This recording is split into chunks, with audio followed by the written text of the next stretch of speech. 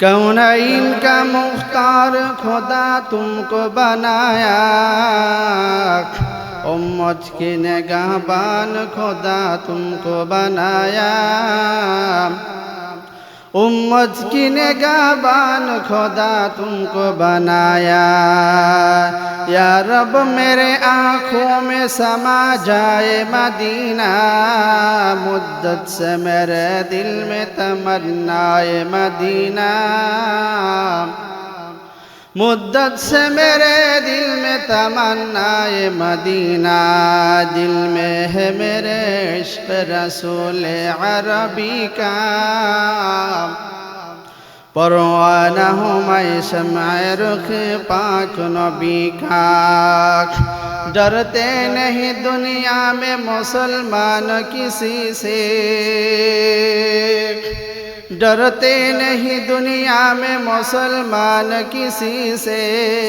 जब मिल गए हैं दौलत ईमान नबी से, जब मिल गए हैं दौलत ईमान नबी से। हम नारे तकबीर से दुनिया को हिला दे, मिल्लत की हिफाजत के लिए जान लुआ दे, मिल्लत की हिफाजत के लिए जान लुआ दे। এইভাবে দিন গেল রে চলে, কেমনে দেব হিসাব মোরা আল্লাহর কাছে। নিকাশ যদি চাই, দিন ফুরায়া যায় রে তোমার, দিন ফুরায়া যায়। মরণ যে দিন আসবে তোমার, যাইবা কবর দেশে। সারাটা জীবন ভণ্ডামি করলাম, এর হিসাব মিলাবে কিসে। একদিন তোর মাটির দেহ, একদিন তোর মাটির দেহ টিকবে না রে হাই। মাটির দেহ মাটি হবে, মিশবে রে দুলাই। কিসের টাকা কিসের বাড়ি তোর, কিসের বাহাদুরি, সঙ্গী তোমার কেউ হবে না পুরুষ কি বা নারী। জোরে বলেন ঠিক না ঠিক? ভুলে গেছি মোরা কবরের জীবন,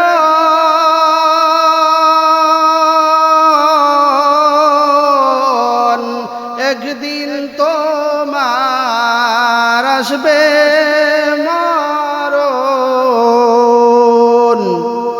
যার কাছেতে যেতে হবে তুমি তারেই বলে আসো।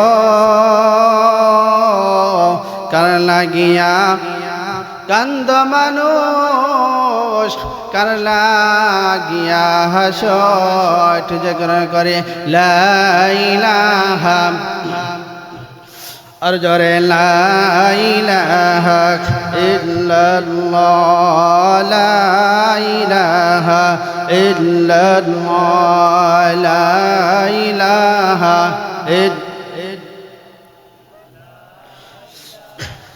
আল্লাহর নামটি জপলে ভাবে, আল্লাহর গোলাম তারাই হবে। আল্লাহর নামটি জপিলে ভাবে, আল্লাহর গোলাম তারাই হবে। ইহকালে শান্তি পরকালে মুক্তি, ইহকালে শান্তি পরকালে মুক্তি দেবেন আমার আল্লাহ তাআলা। লা ইলাহা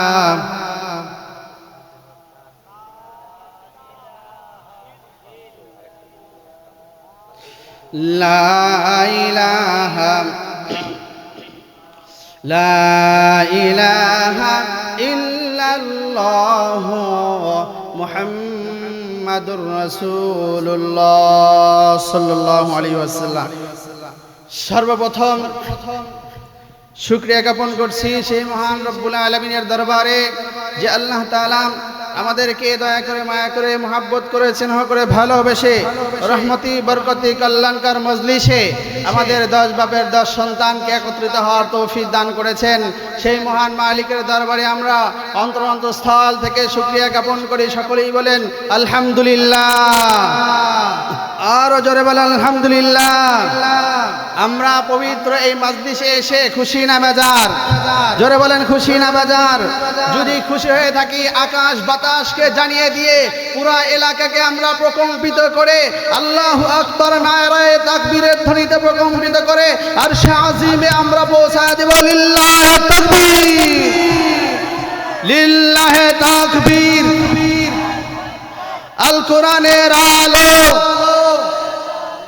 আল হাদিসের আলো, কোরআন সুন্নাহ যেখানে,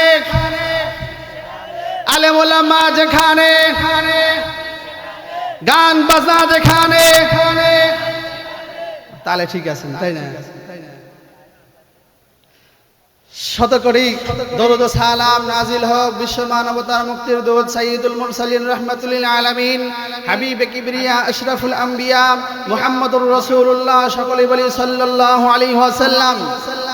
যেই নবীর উপরে শুধু মানব সম্প্রদায় দরুদ প্রেরণ করেন নাই, যেই নবীর উপরে দরুদ প্রেরণ করেছেন পাহাড় পর্বত নদী লাদাখ বৃক্ষ রাজি পর্যন্ত বিশ্ব নবীর উপরে দরুদ প্রেরণ করেছেন। যেই নবীর উম্মত হওয়ার জন্য শত শত পয়গম্বর আল্লাহর দরবারে দরখাস্ত করেছিলেন, যেই নবীকে আল আমিন নামে বিশ্বস্ত নামে ব্যক্তি হিসাবে স্বয়ং কুফারে কুরাইশরা পর্যন্ত তাকে সার্টিফিকেট দিয়েছিল, কিন্তু বিশ্ব নবী যখন কুরআনুল কারীমের আওয়াজ মিশাল এবং ভীষণ পুরা গোটা মক্কায় যখন বাস্তবায়ন করা শুরু করে দিল, যেই কাফের বেঈমানেরা বিশ্ব নবীকে আল আমিন নামে উপাধি দিয়ে তাকে তার কাছে নিজেদের আমানত পর্যন্ত রক্ষিত রেখেছে, সেই বিশ্ব নবীকে তারা গোটা মক্কা থেকে বের করে দেওয়ার ষড়যন্ত্র করেছে। জোরে বলেন ঠিক না বেঠিক? মুসলমান ভাইরা আমার, শুধু তাই নয়, আল্লাহর পয়গম্বর যখন গোপনে মুসলিমান সাহাবায়ে কেরামদেরকে নিয়ে যখন দ্বীন ইসলামের কাজ শুরু করে দিলেন, আল্লাহ পাক রব্বুল আলামিন ঘোষণা করে দিলেন, ওগো নবী, আপনি যত হকের পক্ষে আছেন, হকের পক্ষে লড়াই করবেন, আপনি নির্দ্বিধায় আল্লাহর জমিনে আল্লাহর হুকুম বাস্তবায়ন করার জন্য যতই নির্যাতন আসুক না কেন, আপনি 1 ইঞ্চি পরিমাণ আপনি পিছপা হবেন না। বিশ্বনবী সাহাবায়ে কেরামদেরকে জানিয়ে দিলেন, শোনো, যারা আমার উপরে হকের উপরে বায়াত গ্রহণ করেছো, আল্লাহর জমিনে কিয়ামত পর্যন্ত কোরআনের আওয়াজ পৌঁছা দেওয়ার জন্য কে কে রাজি আছো? যতই ঝড় আর যত কিছু আসুক না কেন, এই পথে দৃঢ় থাকতে হবে। সাহাবায়ে কেরাম রাদিয়াল্লাহু তাআলা আনহু বিশ্ব নবীর হাতে বায়াত গ্রহণ করলেন, বললেন, ইয়া রাসূলুল্লাহ, শুধু এই কোরআনের জন্য আমাদের মাতৃভূমি নয়, স্ত্রী সন্তান নয়, নিজের জীবন যদি বিসর্জন দিতে হয়, একবার নয়, যদি 1000 বার আল্লাহ আমাদেরকে জীবন দান করেন, আল্লাহর রাস্তায় কিয়ামত পর্যন্ত কোরআনুল কারীমের মিশন এবং মিশন বাস্তবায়ন করার জন্য শতবার মরতে প্রস্তুত আছি, তবু এই কোরআনের পথ থেকে আমরা বিচ্যুত করব না। জোরে কান সুবহানাল্লাহ। সাহাবায়ে কেরামের সেই আত্মত্যাগের বিনিময়ে আজ পর্যন্ত আমরা কোরআনুল কারীম পেয়েছি। মুসলমান যেই জিনিসটা সহজে পাওয়া যায় সেই জিনিসের প্রতি মানুষের গুরুত্ব থাকে না। জোরে বলেন ঠিক না? বলেন আমরা শুধু গরু খাওয়া মুসলমান, কিন্তু এই মুসলমানিত্ব আমরা যে সার্টিফিকেট পেয়েছি, এটার পিছনে যে কত ত্যাগ তিতিক্ষা, কত কষ্ট বিসর্জনের মাধ্যমে আমাদের এই পর্যন্ত কোরআনুল কারীমের আওয়াজ এসেছে, যদি আমরা ইতিহাস জানি আশ্চর্য হয়ে যাবেন। এমনি আসেন নাই, এমনি আসে নাই। ওই সময় বিশ্বনবীর বর্তমানে সাহাবায়ে কেরাম রাদিয়াল্লাহু তাআলা আনহুর যে সমস্ত কোমল হৃদয়ের মানুষ বিশ্বনবীর কাছে মক্কার কাফেররা এমন কৌশল অবলম্বন করলো, বিশ্বনবীকে বললেন, ও আমার মক্কার সবচাইতে আলামিন বিশ্বনবী, আপনার নিকটে একটা আবেদন করি, আপনার যদি সাহাবায়ে কেরাম হাফিজে কোরআন যারা বেশি তেলাওয়াত করতে পারে, যাদের জ্ঞান বেশি আছে, আমরা ইসলাম ধর্ম গ্রহণ করতে চাই, আমাদের সবচাইতে উল্লেখযোগ্য যারা আলেম তাদেরকে পাঠায়া দেন। বিশ্বনবী সরল মনে সাহাবায়ে কেরাম 70 জন হাফিজে কোরআন, এত সুন্দর তেলাওয়াত, এত জ্ঞানী গুণী সেই সাহাবায়ে কেরামদেরকে পাঠায়া দিলেন কাফেরদের কাছে।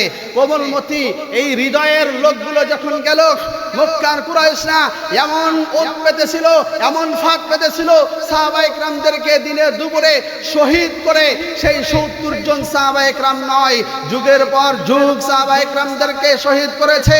বালাকটের ময়দানে শহীদ করেছে, বদরের যুদ্ধে শহীদ করেছে, উহুদের যুদ্ধে শহীদ করেছে।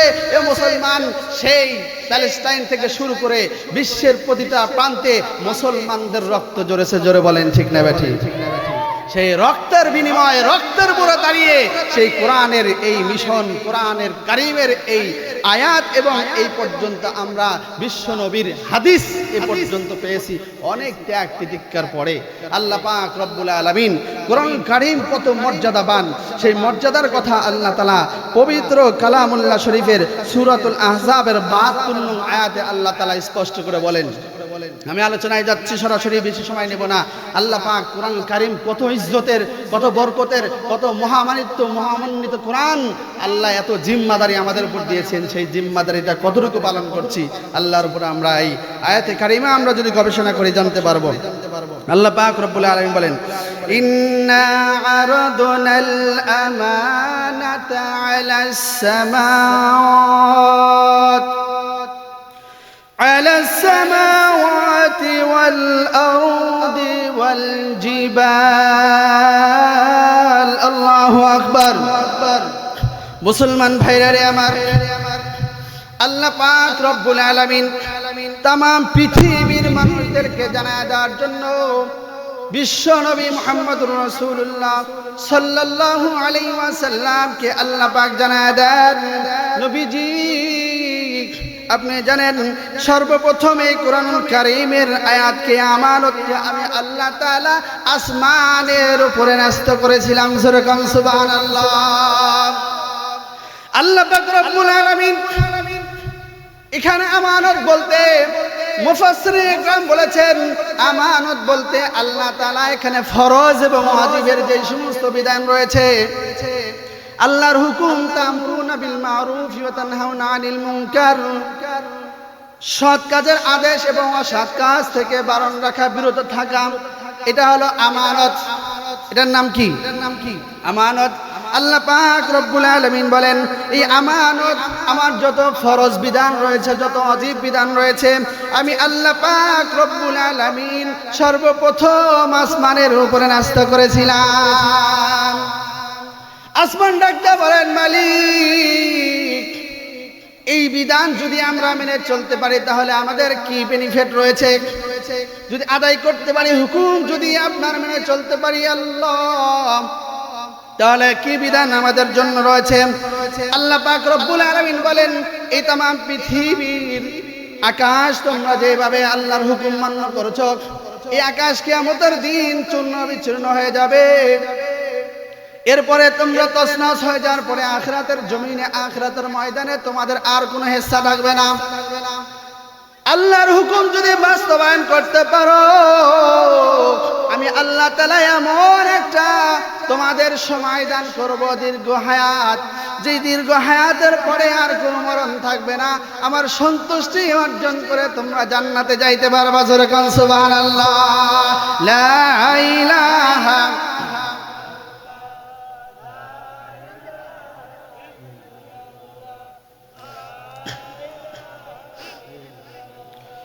লা ইলাহা ইল্লাল্লাহ মুহাম্মাদুর রাসূলুল্লাহ।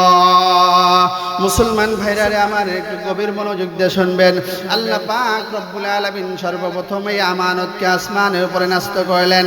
আসমান ডাকতে বলেন, মালিক যদি এই আওয়াজ, এই বিধান যদি পালন না করতে পারি তাহলে আমাদের কি অবস্থা হবে।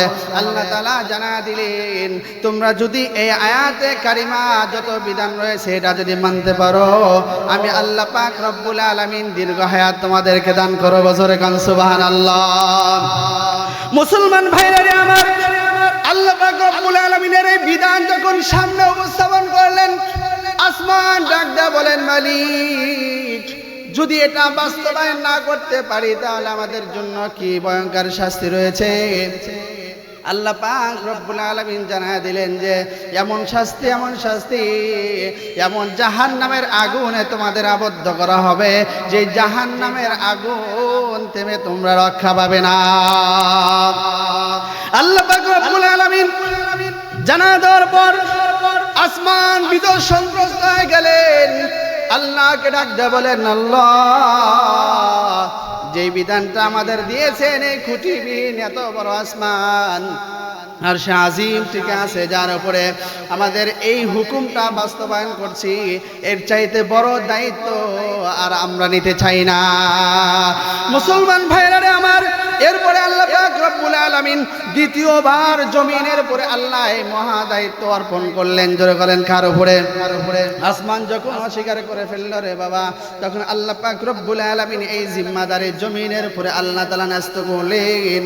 জমিন যখন এরা বুঝতে পারলো, আল্লাহকে বললেন, মালিক যদি আমরা এই জিম্মাদারি পালন করতে পারি আমাদের বেনিফিট কি হবে?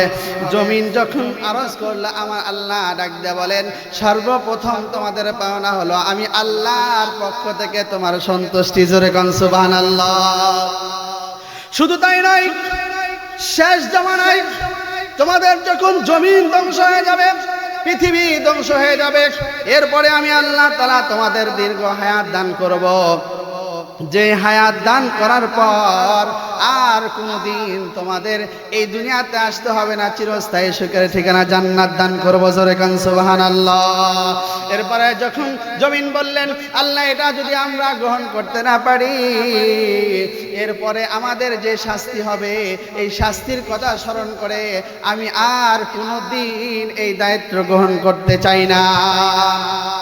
আল্লাহ পাক রব্বুল আলামিন সব কিছুই যখন ছেড়ে দিল, অস্বীকার করে ফেলল, আল্লাহ পাক রব্বুল আলামিন এই মহামূল্যবান জিম্মাদারি আল্লাহ তাআলা শেষ পর্যায়ে হযরতে আদম আলাইহিস সালাতু ওয়াস সালাম, আমাদের আদি পিতা আদম আলাইহিস সালাতু ওয়াস সালামের উপর ন্যস্ত করলেন। জোরে কোন সুবহানাল্লাহ। আদম আলাইহিস সালাতু ওয়াস সালামকে আল্লাহ তাআলা বললেন, আদম তোমার উপরে যে গুরু দায়িত্ব অর্পণ করতে চাই, এই গুরু দায়িত্ব যদি পালন করতে পারো, মরণের পরে তোমাদের দীর্ঘ হায়াত আমি আল্লাহ তাআলা দান করব, যার পরে আর মৃত্যু নাই। জোরে কোন সুবহানাল্লাহ। এমন সুখের ঠিকানা, এমন জান্নাত, যে জান্নাতের ভিতরে আর পেশাব পায়খানা নাই, একটু ঢেকুর ছাড়লে তোমাদের সব কিছু হজম হয়ে যাবে। জোরে কোন সুবহানাল্লাহ। আদম আলাইহিস সালাতু ওয়াস সালাম ডাক দিয়ে আল্লাহর কাছে প্রার্থনা করেন যে, মালিক যদি এই আয়াতে কারিমা যে আল্লাহ তাআলা বিধান দেবেন, এই বিধান অনুযায়ী যদি আমরা আমল না করতে পারি আমাদের জন্য কি শাস্তি রয়েছে? আদম আলাইহিস সালাতু ওয়াস সালামকে আল্লাহ পাক রব্বুল আলামিন জানিয়ে দিলেন, ওগো পয়গম্বর, আমি আল্লাহ তাআলা তোমাদের জন্য, তোমার উম্মত, তোমার এই বংশ বিস্তার যারা করবে তাদের জন্য যদি আয়াত থেকে, আমার বিধান থেকে তোমরা যদি দূরে সরে যাও, আমি আল্লাহ তাআলা কঠিন আযাবে তোমাদেরকে গ্রেফতার করব। আদম আলাইহিস সালাতু ওয়াস সালাম উম্মতের কথা, নিজের সন্তানদের কথা স্মরণ করে আল্লাহ পাক রব্বুল আলামিনের কাছে দরখাস্ত করলেন, গো মালিক যদি সন্তুষ্টি আমরা অর্জন করতে না পারি, ভুল যদি হয়ে যায়, তাহলে এই ভুল থেকে ক্ষমা প্রার্থনার কি কোনো বিষয় আছে?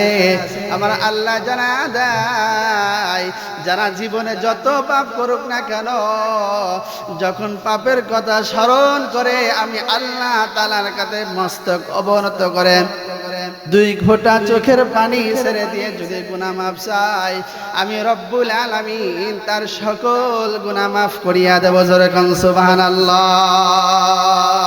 আল্লাহ রে ডাক রে বান্দা, আল্লাহ রে ডাক, আল্লাহ রে ডাকতে ডাকতে জীবন চলে যায়, আল্লাহ রে ডাক রে বান্দা, আল্লাহ রে ডাক। সিল্লা বলেন মারহাবা। মুসলমান ভাইরা রে আমার, কত বড় গুরু দায়িত্ব আমরা গ্রহণ করেছি। আল্লাহ পাক রব্বুল আলামিন এই জিম্মাদারি যখন হযরত আদম আলাইহিস সালাতু ওয়াস সালাম নিলেন, মুসলমান ভাইরা আমার ভালো করে বুঝবেন, আল্লাহ পাক রব্বুল আলামিন পরবর্তী অংশ বলেছেন, ইন্নাহু কানা যালুমান জাহুলা। আল্লাহু আকবার। আদম আলাইহিস সালাতু ওয়াস সালামকে আল্লাহ তাআলা বলছেন, ইন্নাহু কানা যালুমান জাহুলা। এত বড় দায়িত্ব বুঝেও নিল, আদম এবং তার অনুসারী তার সন্তান সন্ততি সবচাইতে মূর্খ। কেন কেন আল্লাহ তাআলা বলে দিয়েছেন এই জন্য যে এত বড় জিম্মাদারি নেওয়ার পর নামাজ ফরজ করা হয়েছে, এত বড় জিম্মাদারি নিয়েছে যে নামাজ তরক করলে বিনা হিসাবে সে জাহান্নামে যাবে। ইচ্ছাকৃতভাবে নামাজ তরক করলে সে জাহান্নামে কাফেরদের সাথে তার সম্পর্ক হয়ে যায়। মান তারাকা সালাতান মুতাআম্মিদান ফাকাদ কাফার। আল্লাহর পয়গম্বর বলেন যে ব্যক্তি ইচ্ছাকৃতভাবে নামাজ তরক করে সে কুফরি করলো। জোরে কান নাউজুবিল্লাহ। এত বড় দায়িত্ব নেওয়ার পর নিজের সন্তান সন্ততি ভুলে যাবে, তারা আল্লাহর কোরআন থেকে তারা অনেক দূরে সরে যাবে। এই জন্য সে আল্লাহ পাক রব্বুল আলামিন ওই শ্রেণীর বান্দা বান্দির উদ্দেশ্যে বলেন ইন্নাহু কানা যালুমান জাহুলা। এরাই হলো সব চাইতে জাহেল এবং মূর্খ। জোরে বলেন ঠিক না ঠিক? মুসলমান ভাইরা আমার, আল্লাহ পাক রব্বুল আলামিন অপর আয়াতে বর্ণনা করেন সূরাতুল হাশরের 38 নং আয়াত আল্লাহ তাআলা বলেন لو أنزلنا هذا القرآن على جبل لرأيته خاشعا متصدعا من خشية الله। الله أكبر। আল্লাহ পাক রব্বুল আলামিন तमाम পৃথিবীর মানুষের উদ্দেশ্যে আল্লাহ তাআলা বলেন উম্মতরা শোনো, কত বড় দায়িত্ব তোমরা নিয়েছো। কোরআন কারীম তোমাদের উপরে আমি আল্লাহ তাআলা নাযিল করে দিলাম। যদি এই কোরআন পাহাড়ের উপরে যদি ন্যস্ত করতাম, পাহাড় ভীত সন্ত্রস্ত হইয়া বিধ্বস্ত হয়ে যাইত। জোরে কোন সুবহানাল্লাহ। মুসলমান ভাইরা আমার, আল্লাহ পাক রব্বুল আলামিন চ্যালেঞ্জ করে বলেন ওয়ালাউ কানা মিন ইনদি গায়রিল্লাহি লাওয়াজাদু ফীহি ইখতিলাফান কাসীরা। আল্লাহু আকবার। আল্লাহ তাআলা বলেন যে কেন মানবে না, কেন পড়বে না, কেন গ্রহণ করবে না? কত বড় মর্যাদার কিতাব তা কি তোমরা জানো? আল্লাহ তাআলা বলেন ওয়ালাউ কানা মিন ইনদি গায়রিল্লাহ, যদি এটা আল্লাহ ছাড়া অন্য কোনো মাবুদ, অন্য কোনো কবি অথবা সাহিত্যিক অথবা কোনো রাষ্ট্রবিজ্ঞানী থেকে এটা যদি প্রমাণ করা যেত আল্লাহ ছাড়া অন্য কোনো জাদুকরের কালাম হতো, অবশ্যই তার ভিতরে অসঙ্গতি দেখা যাইত। জোরে বলেন ঠিক না ঠিক? মুসলমান ভাইরা আমার, শুধু বাংলাদেশ না কেন, তাম পৃথিবীর যত রকমের গ্রন্থ আছে পবিত্র আল কোরআন ব্যতীত, ওল্ড টেস্টামেন্ট, নিউ টেস্টামেন্ট, তাওরাত, ইনজিল, জাবর কিতাব, যত রকমের ঋগ্বেদ অথর্ববেদ থেকে শুরু করে যত বেদ রয়েছে, পৃথিবীর সকল প্রকার গ্রন্থের ভিতরে অসঙ্গতি দিয়ে ভরা। আল্লাহ তাআলা চ্যালেঞ্জ করেছেন। এখন উলামা ইকরাম বলেন তামাম পৃথিবীর সকল মানুষ কাফের, বেঈমান, হিন্দু, বৌদ্ধ, খ্রিস্টান, নাসারা, ইহুদি, সকল প্রকার মানুষদেরকে উলামা ইকরাম চ্যালেঞ্জ করে বলেছেন যদি তোমাদের গ্রন্থ যদি সঠিক হয় তাহলে পৃথিবীর একটা মাত্র কিতাব দেখাও যেটা সরাসরি আল্লাহ তাআলার পক্ষ থেকে নাজিল হয়েছে। মুসলমান ভাইরা আমার, তামাম পৃথিবীর কাফের বেঈমান যত প্রকার চেষ্টা করেছে আজ পর্যন্ত সেটা কিন্তু দেখাইতে পারে নাই। বর্তমান বিশ্বের ওল্ড টেস্টামেন্ট আর নিউ টেস্টামেন্ট এটার সাথে কোনো মিল নাই। কারণ হলো ভারতের একটা, আবার দিল্লিতে ওরকম ভাবে পশ্চিমা কান্ট্রিতে আর একটা কিতাবের সাথে আর একটা কিতাবের কোনো মিল নাই। কিন্তু একমাত্র পবিত্র গ্রন্থ আল কোরআন, আল্লাহ তাআলা বলেছেন যে পৃথিবীর যেই প্রান্তে যাও না কেন একটা হরফ, একটা নোক্তা কেউ কোনো পরিবর্তন করতে পারবে না। জোরে বলেন সুবহানাল্লাহ। এ মুসলমান, আজ যার কারণে পৃথিবীর এই সমস্ত কোরআনের অগ্রযাত্রাকে থামিয়ে দেওয়ার জন্য পৃথিবীর সকল প্রকার বেঈমান, নাস্তিক, ইহুদি, নাসারা বারংবার চেষ্টা করেছে। হাজার হাজার লক্ষ লক্ষ কোরআনের সৈনিককে হত্যা করেছে, শহীদ করেছে, কোরআনের হাফেজদেরকে শহীদ করেছে, কোরআন কারীমের হাজার হাজার নসখাকে সেরকম নদীতে তারা জ্বালিয়ে দিয়েছে, ভাসিয়ে দিয়েছে। তারপরে কোরআনকে আজ পর্যন্ত মানুষ থেকে সরাইতে পারে নাই। জোরে বলেন ঠিক না ঠিক?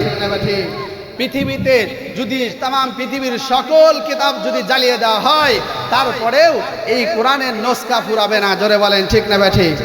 যদি কথা দাও বন্ধু দিনের পথে দৃঢ় থাকবে যদি কথা দাও বন্ধু দিন কায়েমে অগ্রণী ভূমিকা রাখবে তবে তোমাকে গান শোনাবো যে গানে হৃদয়টা জাগবে যদি কথা দাও বন্ধু দিনের পথে দৃঢ় থাকবে যদি কথা দাও বন্ধু দিনের পথে অগ্রণী ভূমিকা রাখবে তবে তোমাকে গান শোনাবো যে গানে হৃদয়টা জাগবে চিল্লা বলেন মারহাবা মুসলমান ভাইরা রে আমার তামাম পৃথিবীর ভিতরে আল্লাহ তাআলা চ্যালেঞ্জ করে বলেছেন এমন একটা গ্রন্থ এমন একটা কিতাব তামাম পৃথিবীর কোনো মানুষ পরিবর্তন করতে পারে নাই মুসলমান ভাইরা রে আমার এই কাফের বেঈমান যখন দেখলো এটা কোনো কবি সাহিত্যিকের কিতাব নয় কোনো জাদুকরের কিতাব নয় অন্য কোনো মানুষের মানব রচিত কিতাব নয় কাফেররা চিন্তা করলো এই কোরআনের অগ্রযাত্রাকে যদি থামিয়ে না দেওয়া যায় গোটা মক্কার ভিতরে মুহাম্মদ এই ধরনের বিস্তার করে ফেলবে আমরা এখানে ঘরের ভিতরে আমরা আটকে যাব আমাদের লাত মানান উজ্জার কথা কেউ আর শুনবে না এই জন্য চতুর্মুখী ষড়যন্ত্র শুরু করে দেয় মুসলমান আল্লাহ পাক রব্বুল আলামিন বিশ্ব নবীকে জানায় দেন তোমাকে যত বড়ই নির্যাতন করুক না কেন এই কোরআনুল কারীমের পথ থেকে তুমি বিচ্যুত হবে না যেরকম সুবহানাল্লাহ মুসলমান ভাইরা আমার এই জন্য আল্লাহ তাআলা এমন সংখ্যক কোরআনের বাকশৈলী আল্লাহ দান করেছেন আর রহমান আল্লামাল কোরআন খলাকাল ইনসান ভালো করে বুঝবেন আর রহমান আল্লামাল কোরআন খলাকাল ইনসান নুনে নুনে মিল জোরে বলেন ঠিক না ঠিক ওয়াশ-শামসি ওয়াদুহাহা ওয়াল কমারি ইযা তালাহা ওয়ান নাহারি ইযা জাল্লাহা আল্লাহু আকবার এত রঙ্গরঙ্গের এত সুন্দর বাকশৈলী আল্লাহ তাআলা কোরআনকে দিয়েছেন পৃথিবীর সকল কাফের বেঈমানরা তাদেরকে ঐক্যবদ্ধভাবে রাষ্ট্রীয় কোষাগার থেকে তাদের টাকা পয়সা দিয়ে বড় বড় কবি সাহিত্যিকের কাছে রাষ্ট্রীয়ভাবে তাদের এমন উৎসাহিত করা হলো অফার দেওয়া হলো কোরআনের পরিবর্তে যদি কোনো আয়াত তোমরা আবিষ্কার করতে পারো রাষ্ট্রীয়ভাবে তোমাদেরকে রাষ্ট্রবিজ্ঞানী হিসেবে ঘোষণা করা হবে মুসলমান ভাইরা আমার বছরকে বছর এই কোরআনের বিরুদ্ধাচরণ করতে গিয়ে গবেষণা করতে করতে যখন বের হয়ে আসে কাফের বেঈমানরা বিশাল বড় এরকম সেমিনার গঠন করে কয় কোরআনের বিরুদ্ধে বড় বড় আয়াত আমি নাজিল করেছি আবিষ্কার করেছি শোনো কয় কি যখন মজমার ভিতরে এরকম উচ্চারণ করতে থাকে কয় আটুলু মাটুলু আমা আদরাকা মাটুল আলফিলু মালফিলু আমা আদরাকা মালফিল কাফের বেঈমান তারাই বলে কি আবিষ্কার করেছো এটার কোনো অর্থ হলো এটার কোনো আবিষ্কার হলো তোমাদের রাষ্ট্রীয় টাকা দিয়ে এত টাকা ব্যয় করে করে তোমাদের মাথার ভিতরে গোবর ছাড়া আর কিছু নাই জোরে বলেন ঠিক না ঠিক না মুসলমান আজ থেকে 1400 বছর পূর্বে থেকে নিয়ে কোরআনুল কারীমের অগ্রযাত্রাকে থামিয়ে দেওয়ার বারংবার চেষ্টা করা হয়েছে কিন্তু এই ব্যর্থ চেষ্টায় পরিণত হয়েছে জোরে বলেন ঠিক না ঠিক কিয়ামত পর্যন্ত तमाम পৃথিবীর কাফেররা যদি একত্রিত হয় আল্লাহর কোরআনের এই মিশন এবং ভিশনকে বাস্তবায়ন করা থেকে এক চুল পরিমাণও তারা বাধাগ্রস্ত করতে পারবে না জোরে বলেন ঠিক না ঠিক কারণ আল্লাহ নিজেই দায়িত্ব নিয়েছেন নাহনু নাযালনা যিকরা ওয়া ইন্না লাহু লাহাফিজুন আমি আল্লাহ এই কোরআনকে নাজিল করেছি এর জিম্মাদারি আমি আল্লাহ স্বয়ং নিজেই নেব জোরে বলেন সুবহানাল্লাহ যার বাস্তব প্রমাণ ছোট্ট বাচ্চা 7 বছর 8 বছর 9 বছর বয়স কথা বলতে পারে না বাংলার জমিনে হাজার হাজার এরকম হাফেজ আছে জোরে বলেন সুবহানাল্লাহ আশ্চর্য হয়ে যাবেন আজ পর্যন্ত যারা নিজের কিতাব লিখছে এমন কোন বাপের বেটা নাই কবি সাহিত্যিক নাই যে তারা নিজের কিতাব এ টু জেড হরফ বাই হরফ পড়া শোনা দিতে পারবে কেউ পারবে না চ্যালেঞ্জ পৃথিবীর কোনো গ্রন্থ নাই কেউ পারবে না একমাত্র কোরআন তাও যারা কথা বলতে পারে না যাদের মুখের ভাষা এখনো ফোটে নাই এই শ্রেণীর ছোট ছোট বাচ্চারা এই কোরআন কারীম শোনা দিতে পারে জোরে কোন সুবহানাল্লাহ এটা তারা কি বোঝা যায় না যে কোরআন সত্য জোরে বলেন ঠিক না ঠিক মুসলমান আল্লাহ পাক রব্বুল আলামিন জানান এত কষ্টের পরে যেহেতু মুহাম্মদুর রাসূলুল্লাহর উপরে কোরআনুল কারীম নাজিল করা হয়েছে, সুদূর মক্কা নিজের আপন বাড়ি ঘর দেশ ত্যাগ করা যদি এখন বলা হয় যে এখন ইসলাম ছাড়, নামাজ ছাড়বি, নইলে তোর এই দেশ থেকে তোর বিদায় নিতে হবে, কয়জন হিম্মতওয়ালা মুসলমান আছেন হিজরত করার জন্য প্রস্তুত? কেউ আছেন? পাওয়া যাবে না। বিশ্বনবী নিজের মাতৃভূমি ত্যাগ করেছেন, সাহাবায়ে কেরাম মাতৃভূমি ত্যাগ করেছেন এই কোরআনের জন্য। তারপরেও এই কোরআনুল কারীম আমাদের পর্যন্ত পৌঁছায় দেওয়ার জন্য তাদের এত ত্যাগ, এরপরেও যদি আমরা কোরআনুল কারীম না পড়ি, না শিখি, আল্লাহ পাক বলেন বিশ্বনবী আমাদের জন্য হাসরের ময়দানে মামলা করে দেবেন। কি করে দেবেন? আমার কোনো মিথ্যা বানোয়াত কথা না, সূরাতুল ফুরকানের 30 নং আয়াত, যেখানে আল্লাহর রাসূল স্বয়ং আল্লাহর কাছে মামলা করে দেবেন। وقال الرسول يا ربي إن قوم اتخذوا هذا القرآن مهجورا الله أكبر আল্লাহ পাক রব্বুল আলামিন বলেন রাসূল করিম সাল্লাল্লাহু আলাইহি ওয়াসাল্লাম হাশরের ময়দানে গুনাহগার উম্মতের বিরুদ্ধে মামলা করে দেবে। বিশ্ব নবী সাইয়্যিদুল মুরসালিন রাহমাতুল লিল আলামিন যখন মামলা করে দিবেন, আল্লাহর পয়গম্বর ডাক দিয়ে বলবেন মালিক এত কষ্ট বিসর্জন দেওয়ার পরে, এত কষ্ট করার পর দেশ ত্যাগ করলাম, এরপরেও যারা কোরআন কারীমের আসর পেয়েছে, কোরআন সামনে এসেছে, ঘরের ভিতরে ছিল কিন্তু মাসের পর মাস গেছে কিন্তু কোরআনটা তারা খুলে দেখার তাদের সামর্থ্য হয় নাই, এমন লোক আছে না নাই? আমাদের ঘরে আছে না নাই? প্রতিনিয়ত কি আমরা পড়ি? বিশ্বনবী মুহাম্মদুর রাসূলুল্লাহ সাল্লাল্লাহু আলাইহি ওয়াসাল্লাম গুনাহগার উম্মত যারা বেঈমান, কোরআন কারীমের এই মহাদর্শ এই গ্রন্থ পাওয়ার পরেও যারা কোরআন কারীমকে যারা আঁকড়ে ধরতে পারে নাই, নিজের জীবনে বাস্তবায়ন করতে পারে নাই, আল্লাহ পাক রব্বুল আলামিনের দরবারে সেদিন আমার নবী মামলা করে দেবেন। আমার পয়গম্বর যদি মামলা করে দেয়, আমরা কি সেখান থেকে বাঁচতে পারবো? জোরে বলেন, কেউ বাঁচতে পারবো? শাফিঈ রওজে জাযাওয়া গা খতিবে আম্বিয়া সাহিবে হাউজিল ওয়াজিল খুদা রোজে আতীদ সাহিবে খলক আযীম মজহরে জুদ আমিম خلق قول فعل حديث حميد বিশ্বনবী মুহাম্মদুর রাসূলুল্লাহ সাল্লাল্লাহু আলাইহি ওয়াসাল্লাম মুহাম্মদুর রাসূলুল্লাহ সাল্লাল্লাহু আলাইহি ওয়াসাল্লাম যখন নিজের উম্মতের বিরুদ্ধে যখন সাক্ষ্য দিয়ে দেবেন, ওই উম্মতের আর কোনো রেহাই থাকবে না। আল্লাহ পাক রব্বুল আলামিন বলেন ওয়ামান আরাযা আন যিকরি ফাইন্না লাহু মাঈশাতান দানকা ওয়া নাহশুরুহু ইয়াওমাল কিয়ামাতি আমা। আল্লাহু আকবার।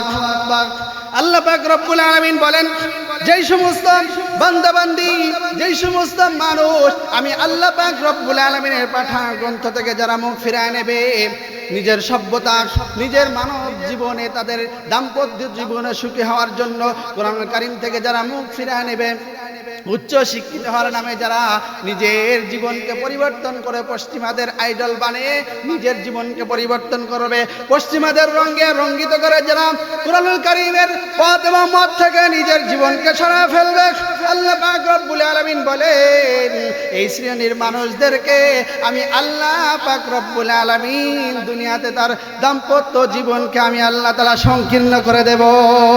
ওয়া নাহশুরুহু ইয়াউমাল কিয়ামাতি আমা। শুধু তাই নাই, তাদের জীবন বৃত্তান্ত, তাদের চলাফেরা আমি আল্লাহ তাআলা সংকীর্ণ করার পর হাসরের ময়দানে যখন তাদেরকে উত্থাপিত করব, আমি আল্লাহ তাআলা তাদেরকে অন্ধ হিসাবে উত্থাপিত করব। জোরে কান সুবহানাল্লাহ। যখন অন্ধ হিসেবে হাসরের ময়দানে উঠবে, অন্ধ লোকগুলো আল্লাহর দরবারে বলবেন মালিক দুনিয়ার জঙ্গিত আমি একজন ব্যারিস্টার ছিলাম, মিনিস্টার ছিলাম, গভর্নমেন্ট ছিলাম, আমি এত বড় দায়িত্বে ছিলাম, প্রাইম মিনিস্টার থেকে শুরু করে এমপি মন্ত্রী পদমর্যাদার ছিলাম, আমি সরকারি আমলা ছিলাম, দুনিয়াতে আমার চোখ ছিল, সব কিছুই ছিল। আজ কেন আমার চোখ নাই? আমার আল্লাহ সেদিন বলবেন, বান্দা সামান্য হালুয়া রুটির কারণে, দলের দালালি করার কারণে, দলের গোলামি করার কারণে আমি আল্লাহ তাআলা কোরআন তোমাদের বিধান সামনে দেওয়া হয়েছিল। হক কথা বলবে, এই জন্য তোমরা আমার পথ থেকে সরে গিয়েছিলা, চাকরি থাকবে না আমার পথ থেকে সরে গিয়েছিলা। আমার একনিষ্ঠ বান্দা যারা কোরআনের কথা তোমাদের কাছে পৌঁছা দিয়েছেন, রাষ্ট্রীয় পর্যায়ে যারা কোরআনের আইন বাস্তবায়ন করতে চেয়েছেন, শরিয়া আইন যারা বাস্তবায়নের পক্ষে ছিল, তাদের ত্রুটি তোমরা চেপে ধরেছ। তোমরা ওই দিন কোরআনুল কারীম পাওয়ার পরেও তোমরা যেরকম অন্ধ ছিলা, আমি আল্লাহ তাআলা হাশরের ময়দানে তোমাদের অন্ধ বানায়া দিলাম। মুসলমান ভাইরা আমার, বর্তমান বিশ্বে স্বাধীনতার পর থেকে নিয়ে 50 বছর এই পর্যন্ত সাম্প্রদায়িক সম্প্রীতি বজায় রেখে আমরা চলতেছিলাম। এই সাম্প্রদায়িক সম্প্রীতি বিনষ্ট করার জন্য বর্তমান বিশ্বে কাফের বেঈমান উগ্রপন্থীরা, বাংলাদেশের সশস্ত্র জঙ্গি সংগঠন ইসকন যেভাবে মুসলমানদের ঘাড়ে পাড়া দিয়ে, যেভাবে মুসলমান একজন সরকারি আইনজীবীকে সেই চট্টগ্রামের আদালত প্রাঙ্গণে দিনে দুপুরে শাহাদত করেছে, শহীদ করেছে, মুসলমান এর জন্য আমরাই দায়ী। ধরে বলেন ঠিক না ঠিক? আজ আমরা তাদেরকে মাথায় তুলতে তুলতে এমন ভাবে বানরের মতো নাচান শিখেছি, যার কারণে বানরের মতো নাচানাচি শুরু করছে। এমন ভাবে তাদেরকে মাথায় থেকে আসার মারতে হবে যাতে মামুর বাড়ি দিল্লি গিয়ে পড়ে। জোরে বলেন ঠিক না ঠিক? আজ আমরা এর জন্য দায়ী। কারণ হলো বেশি আমরা চাই সাম্প্রদায়িক সম্প্রীতি বজায় রেখে আমরা ভাইয়ে ভাইয়ে কাঁধে কাঁধ মিলে এই বাংলাদেশে ইহুদি, খ্রিস্টান, বৌদ্ধ, নাসারা সকল শ্রেণীর মানুষ বসবাস করব। কারো সাথে কারো জন্য দ্বিমত না থাকে। আমার ইসলাম সেটাই শিখায়। জোরে বলেন ঠিক না ঠিক?